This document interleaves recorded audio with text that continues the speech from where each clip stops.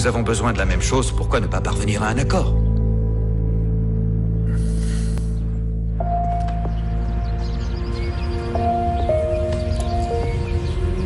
Emiliano, tu ne peux pas contrôler les sentiments.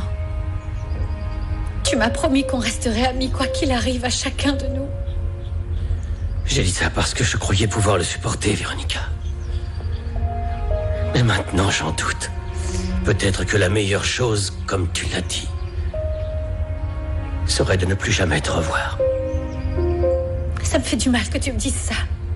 Réfléchis bien, s'il te plaît. On a toujours été comme frères et sœurs, tous les deux. On vit dans la même maison. On a ce projet de bijoux préhispaniques ensemble, oublie alors... ça. Je n'ai plus aucun intérêt à faire ça avec toi. Ni le reste non plus. Ni quoi que ce soit. Emiliano, je t'en prie, réfléchis avant.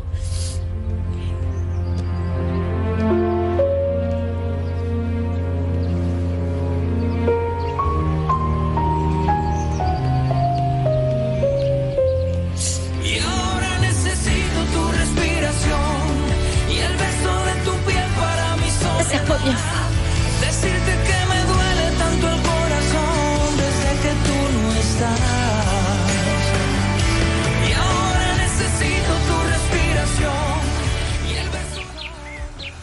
Je vous en prie, entrez, docteur Fernandez, c'est par ici. Merci. Et je vous conduis. Oh, regardez. Voici Madame Prado Castello. Et je vous laisse, messieurs, dames. Merci, madame. Comment allez-vous, docteur? Bien. Je tiens à m'excuser de venir chez vous sans prévenir, mais Virginia m'a appelé hier soir. Elle n'a sûrement rien voulu vous dire pour que vous ne vous inquiétiez pas. Il y a un problème avec elle? Après ce qu'elle m'a dit, j'ai préféré venir pour l'examiner et lui faire passer un électrocardiogramme. Je n'ai pas du tout aimé le son de sa voix. Mon Dieu, ce n'est pas possible. La pauvre chérie se sentait faible et fatiguée ces derniers temps. Aujourd'hui, elle n'a même pas pu se lever. Mais elle est tellement attentionnée. Elle n'a sûrement rien voulu me dire pour que je ne m'inquiète pas. Elle m'a fait part de certaines émotions qu'elle a vécues récemment. Il m'apparaît très important de connaître l'état émotionnel de Virginia.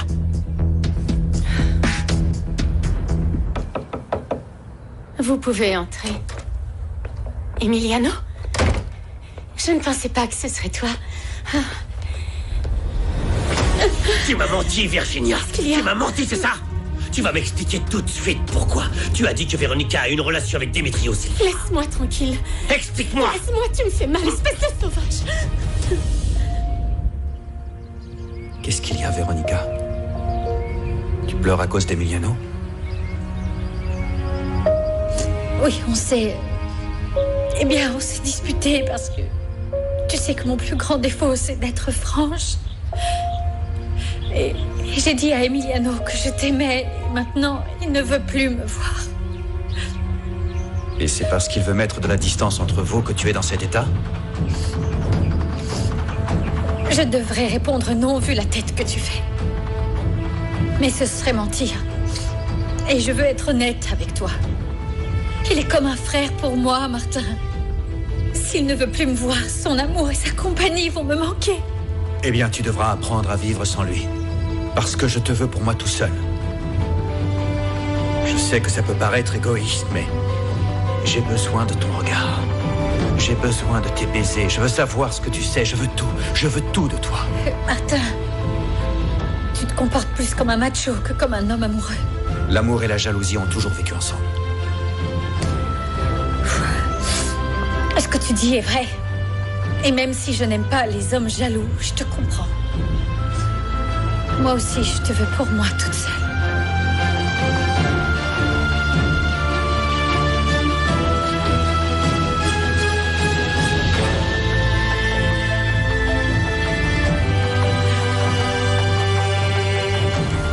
C'est moi qu'on accuse parce que c'est sa parole contre la mienne. Tu les as vus ensemble? Je préfère ne pas dire ce que j'ai vu. Tu vas m'apporter encore plus de problèmes avec elle. Je te jure que je ne lui dirai rien.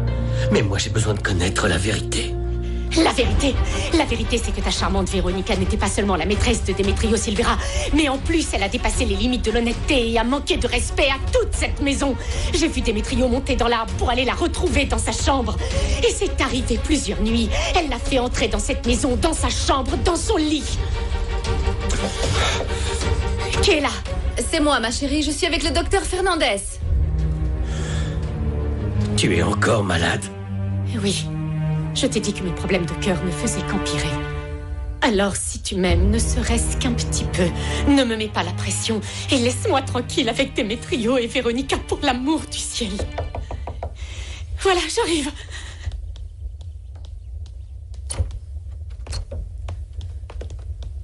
Emiliano? Qu'est-ce qu'il y a, maman? Emiliano savait que je n'allais pas bien et il est venu prendre de mes nouvelles. Oui, c'est exact. Docteur, prenez bien soin d'elle, s'il vous plaît. Excuse-moi de t'avoir dérangé, Virginia.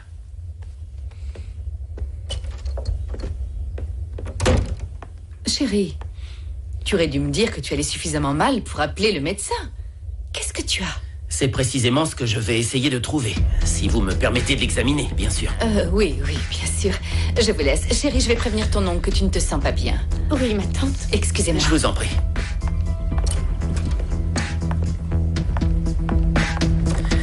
Bien. Alors, voyons ça.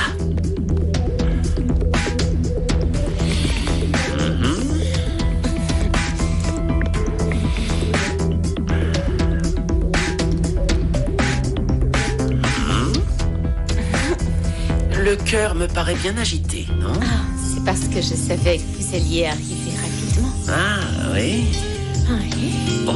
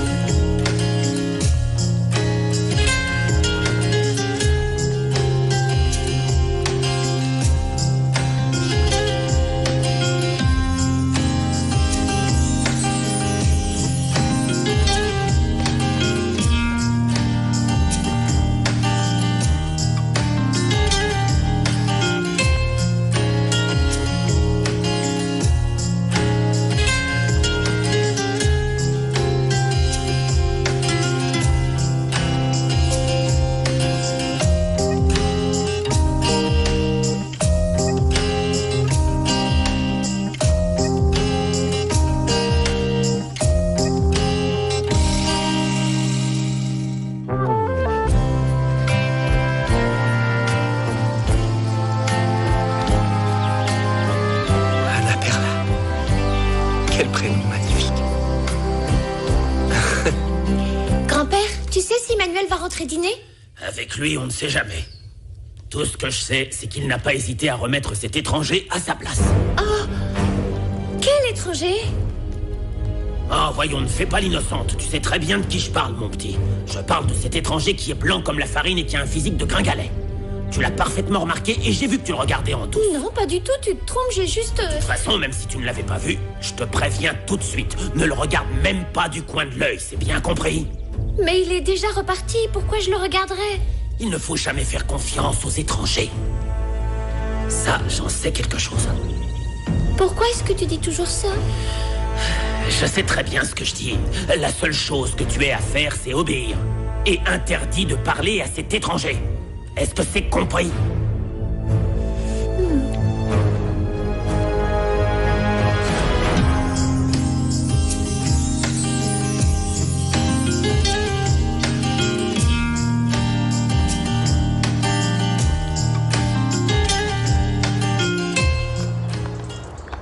Où tu vas? Tu as un problème, Manuel? Je veux juste te dire de ne plus me chercher des poux dans la tête et de ne plus me rabaisser devant mon grand-père. T'as bien compris? Et qui m'a provoqué? Tu es bien trop agressif. Tu veux faire croire que t'es une sainte. Et même ton mari te croit pas. Tu vois, hier soir au bar, Botel a bu plus que de raison. Et il m'a révélé ton petit secret. De quoi tu parles? De toi et de ton mariage, mais avec quelqu'un d'autre. T'as quitté ton mari pour partir avec Botel. T'as même abandonné ta fille. En plus d'être une catin, t'es une mauvaise mère.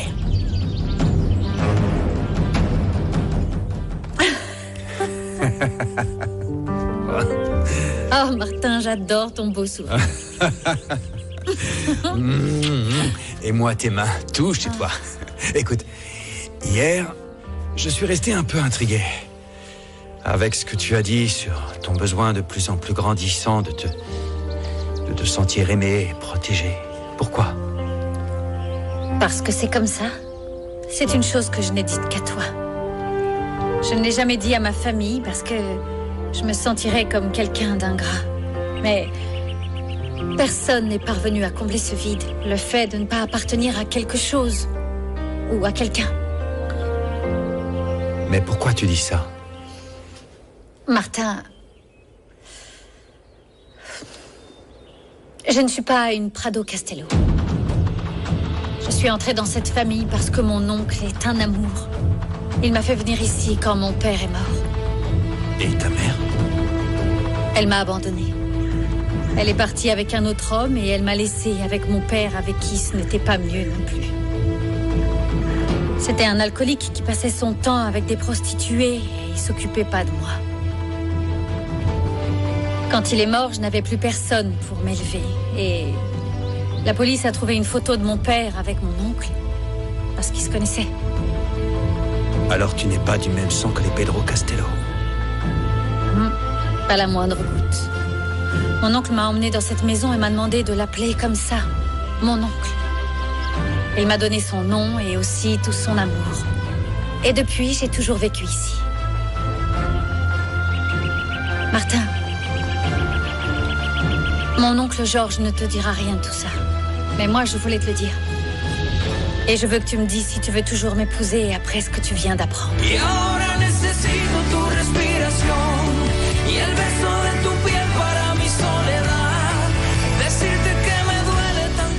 Je vais te laisser ces comprimés. Ce n'est qu'un placebo, donc tu peux les prendre en toute confiance. Ils ne te feront aucun mal.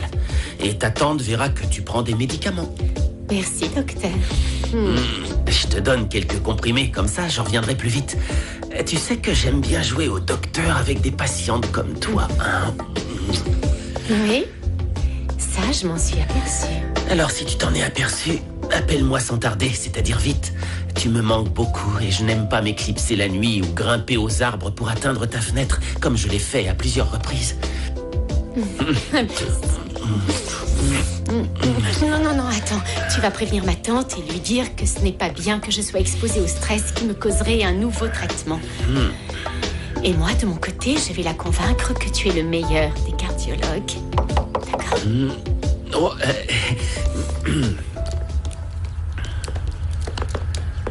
Oui, qu'est-ce? C'est moi. Alors, comment va-t-elle, docteur? Elle va beaucoup mieux maintenant. Mais elle a besoin de rester au calme pour se reposer autant qu'elle le peut. Et elle prendra les médicaments que je lui ai donnés. Je ne sais pas pourquoi elle s'est sentie mal. Oh, c'est certainement un petit moment de stress dû à sa rechute. Mais je voudrais vous faire part de mon intention de donner à Virginia un nouveau médicament qui lui permettrait de vivre une vie presque normale. Oh, merci beaucoup. Je le lui ai donné, mais c'est le plus efficace actuellement. Merci, docteur, de cette gentille attention. C'est gentil à vous. Ah non, c'est mon travail. Cela dit, nous devons malgré tout la surveiller régulièrement. Et si vous le permettez, j'aimerais que ce soit moi personnellement qui vienne faire les visites. Mais oui, bien sûr. Si vous saviez comme je vous suis reconnaissante de l'attention que vous lui portez. Oh, je vous assure que vous n'avez pas à me remercier de quoi que ce soit. D'accord. Bien. Je vous laisse, mesdames. Merci, docteur.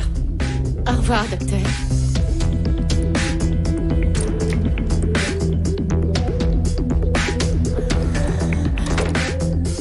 T'es pas autant une sainte que tu voudrais nous le faire croire, Magdalena.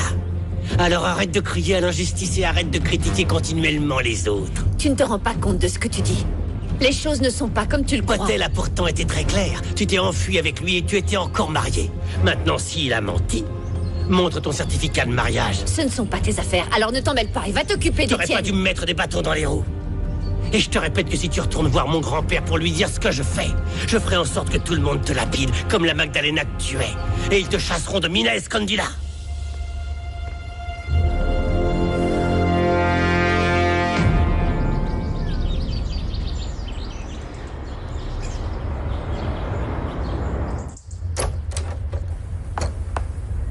Virginia?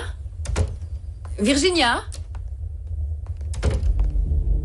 Qu'est-ce qu'il y a, ma tante? Pourquoi as-tu appelé le docteur Fernandez?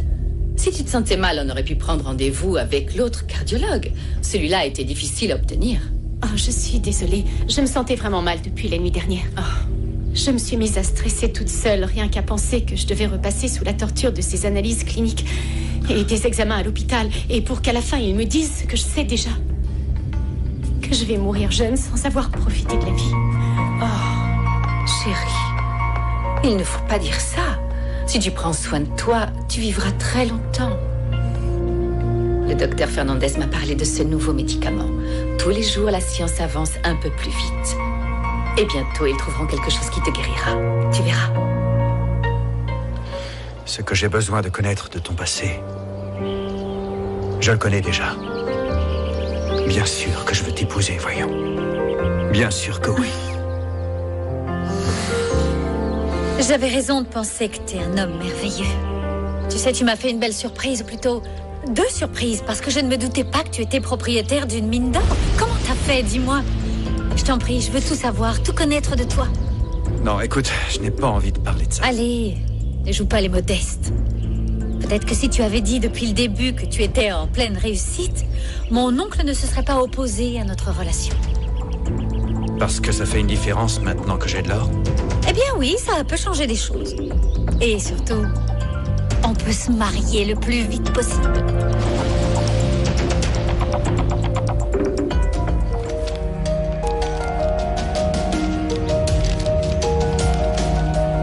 Virginia, si tu savais combien j'ai hâte d'être avec toi. Je ressens au plus profond de mon corps cette passion avec laquelle tu te donnes à moi. Je survis à l'enfer vert de cette jungle en me rappelant le goût de tes baisers et la douceur de tes caresses. Quand je serai enfin riche, j'irai demander ta main et nous nous marierons. Je te demande simplement, mon amour, de faire encore preuve de patience et d'attendre mon retour. Je t'aime. Démétrio.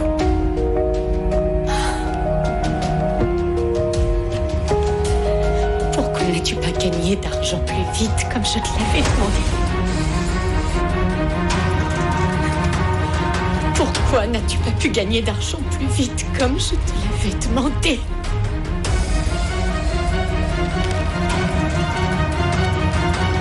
À cause de toi, je dois continuer à supporter ma tante que je déteste. Et cet imbécile de Daniel Fernandez. Ce petit médecin n'est pas comme toi qui me rendait folle. Et maintenant, je n'ai plus toi ni l'argent d'Emiliano. Cet imbécile ne fait même pas attention à moi.